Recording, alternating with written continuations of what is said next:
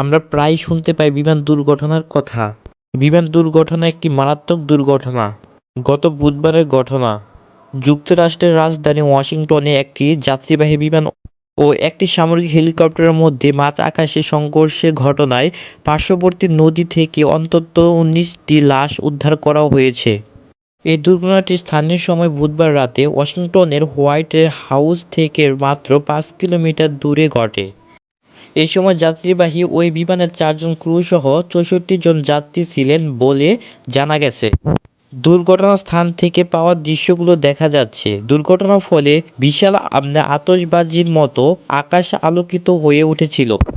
এরপর ওই বিমান ও হেলিকপ্টার পার্শ্ববর্তী পটোমেক নদীতে পতিত হয়। সংবাদ মাধ্যম সূত্রে জানা গেছে, আমেরিকান ঈগলের 5342 নম্বর ফ্লাইট ক্যানসাস থেকে ওয়াশিংটন সিটি যাচ্ছিল। এ সময় তাতে 60 জন যাত্রী ও 4 জন ক্রু ছিলেন। মার্কিন সংবাদ মাধ্যমের প্রতিবেদন অনুযায়ী বিমানের যাত্রীদের মধ্যে বেশ কয়েকজন মার্কিন ফিগার স্কেটিং সম্প্রদায়ের সদস্য ছিলেন। অন্যদিকে দুর্ঘটনা কবলিত ব্ল্যাক হল হেলিকপ্টারটি ছিল একটি প্রশিক্ষণ হেলিকপ্টার। এতে তখন 3 জন সেনা সদস্য ছিলেন।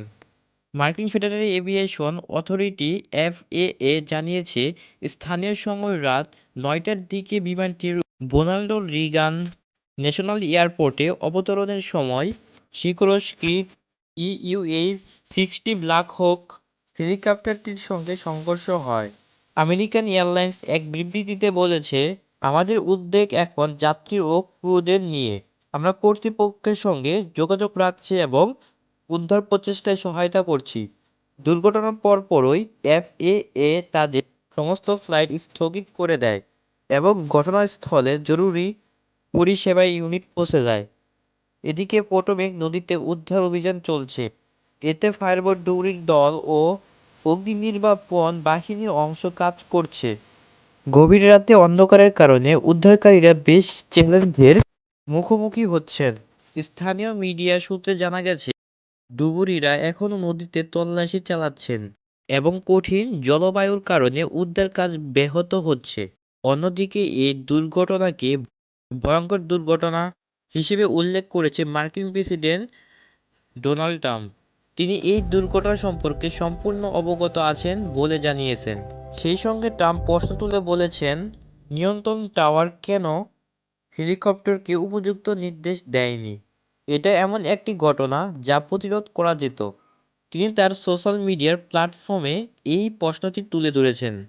অন্যদিকে আমেরিকার এয়ারলাইন্সের সিইও রক আইসম্যান এক ভিডিও বার্তায় গভীর শোক প্রকাশ করেছেন এবং বলেছেন, যাত্রী ও তাদের পরিবারের পাশে থাকার জন্য আমাদের জরুরি পরিষেবা ইউনিট সক্রিয়। পাশাপাশি তারা একটি জরুরি যোগাযোগ নাম্বার প্রকাশ করেছেন। এই নাম্বারটি হলো 8006798215, যাতে উদ্বিগ্ন আত্মীয়-স্বজনরা জরুরি খোঁজ খবর নিতে পারে।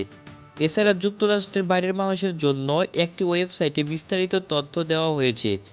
এই ওয়েবসাইটটির নাম হলো news.aa.com ওয়েবসাইট। অন্যদিকে মার্কিন ন্যাশনাল সেফটি বোর্ড এনটিএসবি এই মর্মান্তিক দুর্ঘটনার তদন্ত শুরু করেছে বলে জানা গেছে। 43 বছর আগেও ঘটেছিল এমন বিমান দুর্ঘটনা বলে জানা গেছে। তো গাইস, আজকে এই পর্যন্তই, দেখা হবে অন্য কোনো ভিডিওতে। আর ভিডিওটি ভালো লাগলে please subscribe my YouTube channel.